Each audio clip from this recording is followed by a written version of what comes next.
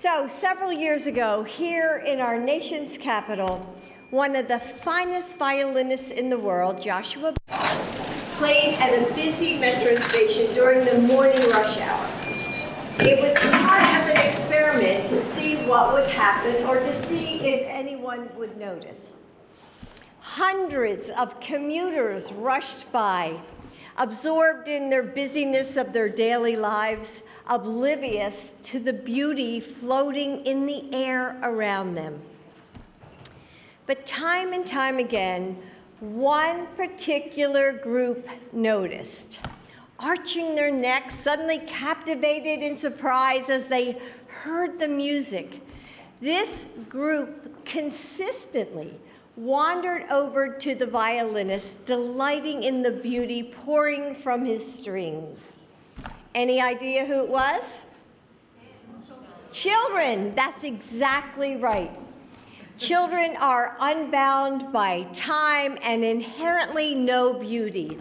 The rich, colorful mosaic of autumn leaves piled high on an emerald blanket of grass, the mesmerizing rhythm of soft, powdery snow as it falls from a glistening night sky, the gorgeous sound of an extraordinary violinist. It's this childlike marvel and awe that inspired this year's holiday theme, the magic, wonder, and joy of the season. Each room is designed to capture this pure, unfiltered delight and imagination, to see, this season, this time of year, through the wondrous, sparkling eyes of children. As guests enter the East Wing, they walk underneath the branches. Wasn't that so amazing?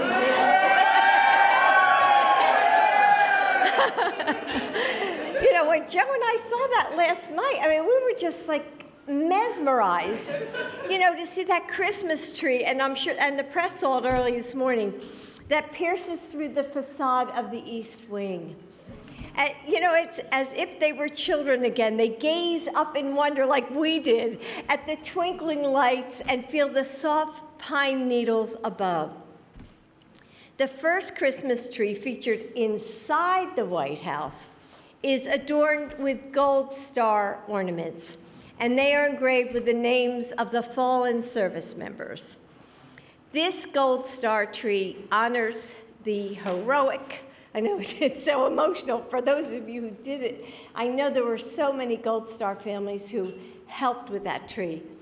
The heroic men and women of our nation's military, those who have laid down their lives for our country, and the families who carry on their legacies. May God bless our troops and their families. Yes. The East Colonnade greets guests with the sweet treats of the season floating above their heads, reminding children and families of the delicious flavors of the holidays. Lining the marble arches of the ground floor corridor are holiday messages from Americans across this country. Letters to Santa Claus magically fly in and out of vintage mailboxes, ready to be sent to the North Pole with a stamp and a wish.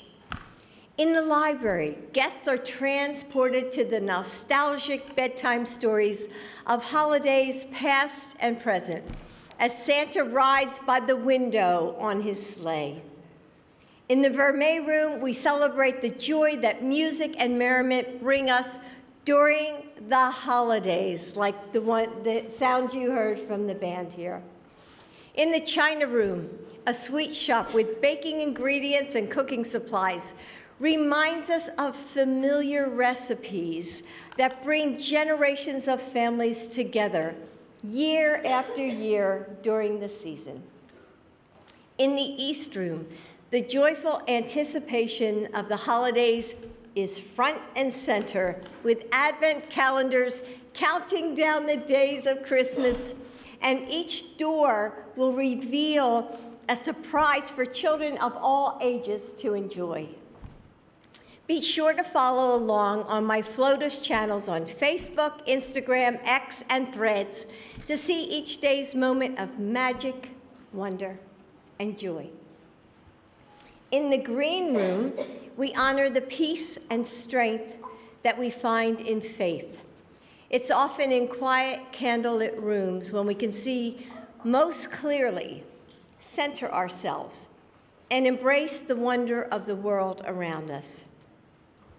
The blue room behind me features the official White House Christmas tree, a stunning creation covered in holiday cheer from across the country. And I'm sure you all walked in and the first thing you did was look for your state, right? I did the same thing.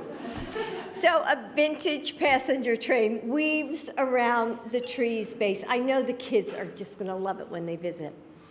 The red room is filled with our favorite holiday crafts, reminding guests of the limitless reaches of their imaginations.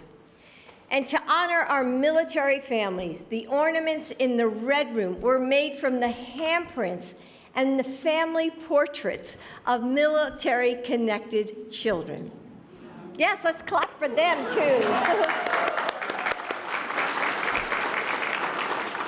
In the cross hall, right over there, we have the official White House menorah, created last year by our White House carpenters, who are so special, using reclaimed wood from the beams of this house, saved from when President Truman, honestly, don't miss it, renovated it over 70 years ago. And finally, in the state dining room, the magic, wonder, and the joy of the holidays all come together in a recreation of Santa's workshop. Throughout the house, we pay tribute to the 200th anniversary of the publication of "'Twas the Night Before Christmas," a poem etched so deeply into so many of our childhood memories. We worked with the Library of Congress to bring a sampling of editions from the last 200 years here to the White House. You'll also notice that this year's gingerbread house, have y'all seen it? Yes. Oh my God, Susie did such an amazing job, and all her volunteers.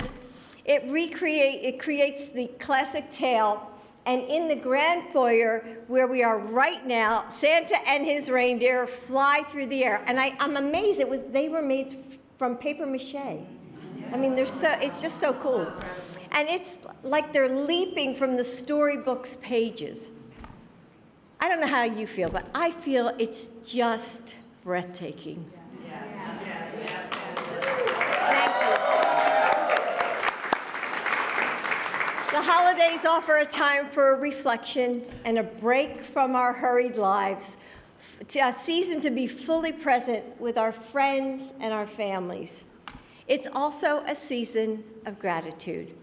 And I want to take a moment to thank you, the hundreds of volunteer decorators and designers.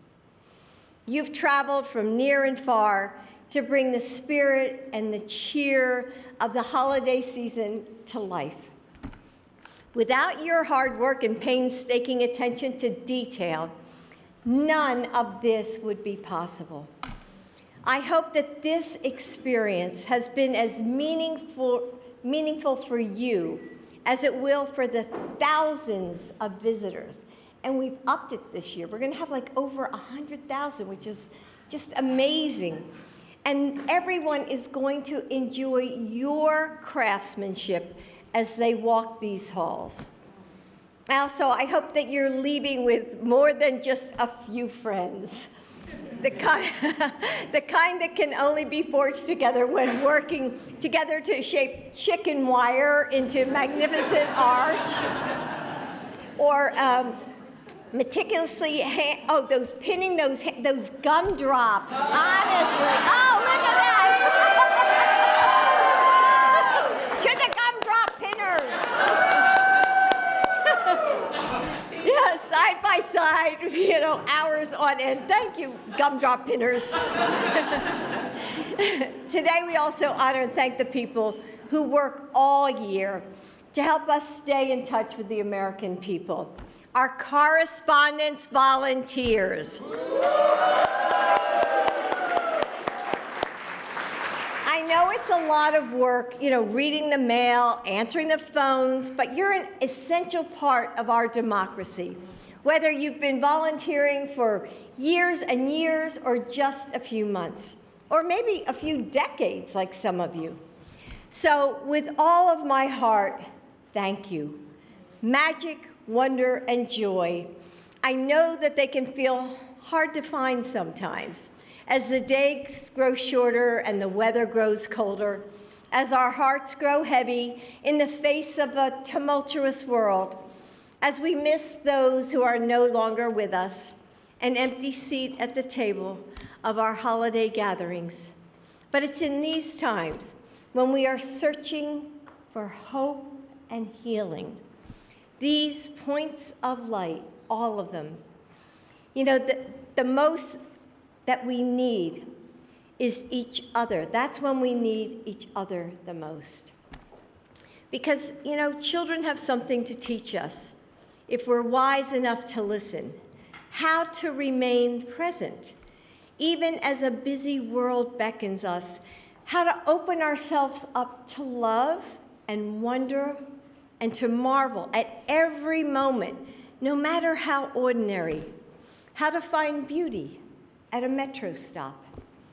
With the child's appreciation for the magic, wonder, and joy of the season, I wish you a Merry Christmas and a very happy holidays from the Biden family to all of yours. Thank you so much for being here.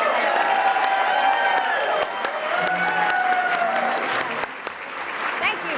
Thank you, everybody.